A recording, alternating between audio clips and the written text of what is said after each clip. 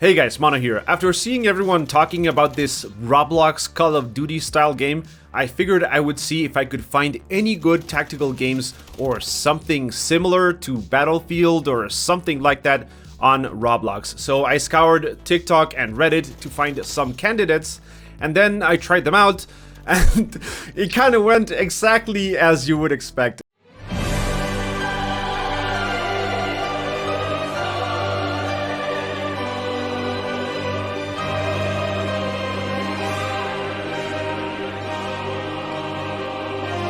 So let's start with DDay here, and right away you'll notice there's a general trend here. They use the default Roblox avatar thingies for most of these games, and they look absolutely awful. Barely any animations at all for the characters, and if you're wondering why they don't just use different character models, well, you saw what happens when you try and do that in the intro. Safe to say, we failed in our quest to find a good tactical shooter with DDay. There's no weapon animations pretty much at all in this game, which is the weirdest thing. You can toggle this first person view, which I actually prefer, but you just get this gun floating in midair. Gun balance doesn't seem to be a thing. The Thompson was way more effective than the Garand at pretty much any range. Here I was just absolutely destroying the enemy team. Other players didn't really seem to know what to do. I guess, like most of these games or projects, I guess you could call them, is that there's this unbaked, unfinished feeling to them. I mean, you know, this game is functional, which I guess is a good thing, but there's nothing appealing here. It's like if you want to go and play Tetris and you go download any of the 500,000 Tetris apps on mobile, or you try like a website that has a playable Tetris, that's what this feels like. It's a shooter, you have different kits. That's all I have to say about that. The map design isn't very interesting. The classes aren't very interesting either, though I didn't unlock most of them, I guess. I would like to try the sniper out, but I guess that's going to be super broken because it seems like it would be quite unbalanced. But anyway, before moving on to the next video, 80% of my viewers aren't subscribed to the channel, so please, if you feel like making this channel explode overnight, or at least give me some positive vibes or something, then please hit that sub button. If you want to support the channel directly, then check out the YouTube memberships. Link to that will be down in the video description. Alright, let's jump on to the next game. And yes, it's this one.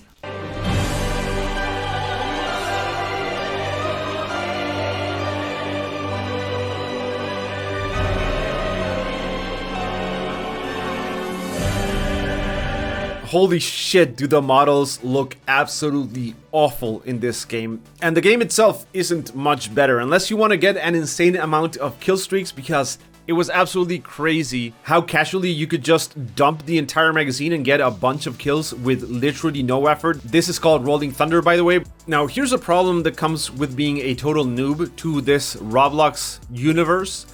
I was supposedly playing against other players.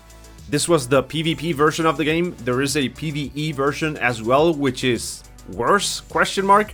But human players can't possibly be as bad as this, right? But then again, this is Roblox, so for all I know, I'm playing against a bunch of 5-year-olds using their daddy's phone at a restaurant or something. But it was just a weird experience. I couldn't really figure out if I was playing against bots or human players. Sometimes it seemed like it was clearly bots. Sometimes it seemed like it was a clear human player on the other side. I don't know, maybe there was a mix, but in any case, it's just...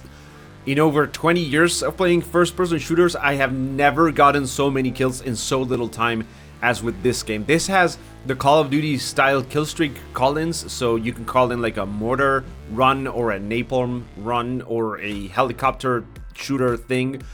But yeah, it is just the dumbest gameplay ever. Alright, next up we have Phantom Forces, and this one's actually pretty good. I actually enjoyed this. Feels kind of like Battlefield, no vehicles though, but this is the first one that I felt like it was an actual game rather than just like a slice of a game. There's a fairly in-depth weapon customization system, which is kind of a problem also because the guns that the higher level dudes use are freaking laser beams compared to what I was using. I was able to pick some off the ground, and holy hell, there is a massive difference when you're using those guns. You get a huge advantage from them. But apart from that problem, I really like the style.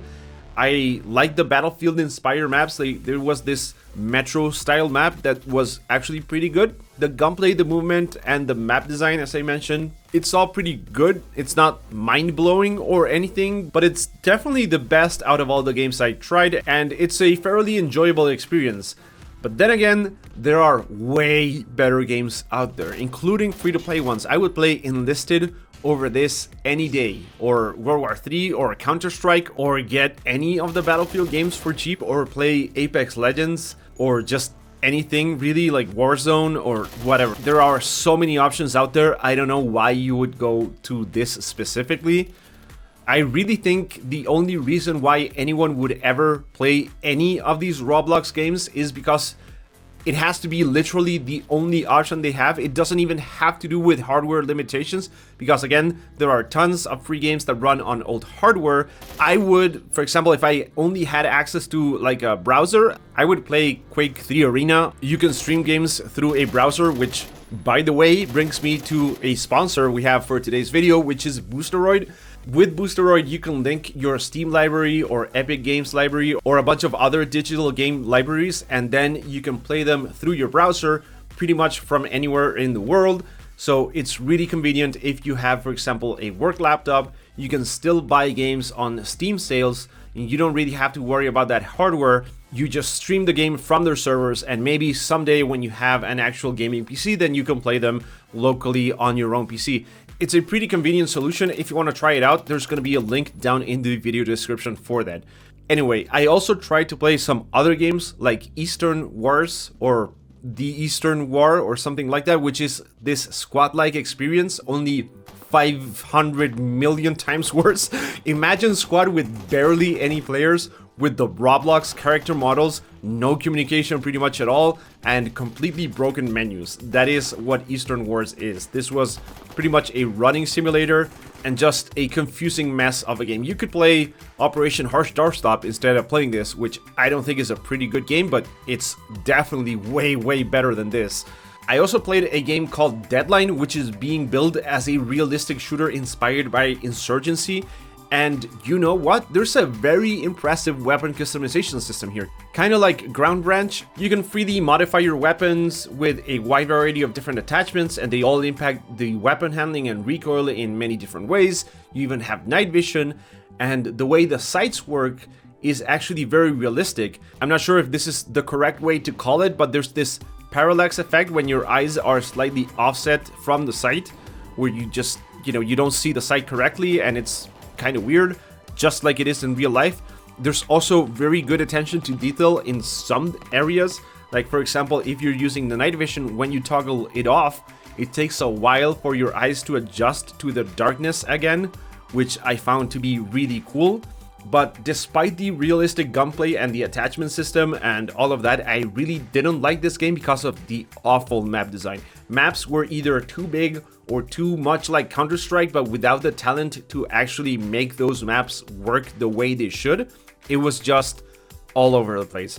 Finally, I tried playing some games on the Ukrainian war. Most of them had names in Cyrillic language, but they were all prompting me to spend some Robux or Roblox bucks or whatever it's called to be able to spawn with a loadout, so I noped out of there pretty quickly.